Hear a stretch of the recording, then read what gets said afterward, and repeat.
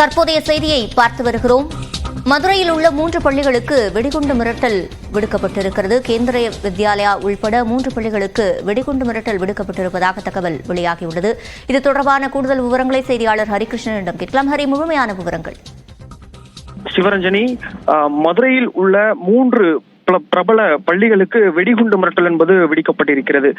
மதுரையில் நரிமேடு பகுதியில் இயங்கி வரக்கூடிய கேந்திர வித்யாலயா பள்ளி, அனுப்பானடி பகுதியில் இயங்கி வரும் அந்த வேளம்மாள் போதி கேம்பஸ் பள்ளி மற்றும் சிந்தாமணி பகுதியில் இயங்கி வரக்கூடிய அந்த ஜீவனா பள்ளி ஆகிய 3 பள்ளிகளுக்கு வெடிகுண்டு மிரட்டல் என்பது விடுக்கப்பட்டிருக்கிறது.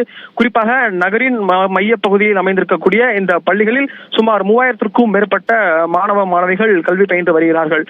காலாண்டு விடுமுறையை தொடர்ந்து பள்ளி மாணவிகள் அனைவருக்கும் விடுமுறை என்பது அளிக்கப்பட்டுள்ள நிலையில் இன்று காலை சரியாக ஒரு 8 மணி அளவில் இந்த 3 பள்ளிகளுக்கும் இமெயில் வாயிலாக வெடிகுண்டு மிரட்டல் என்பது விடுக்கப்பட்டிருக்கிறது.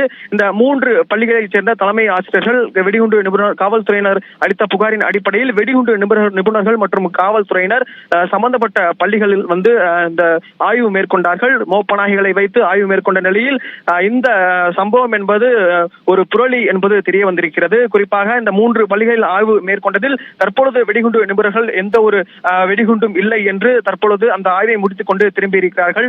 மதுரையில் உள்ள 3 பள்ளிகளுக்கு வெடிகுண்டு மிரட்டல் என்பது விடுக்கப்பட்டிருக்கிறது. ஒரு பெரும் அச்சத்தை ஏற்படுத்தி இருக்கிறது.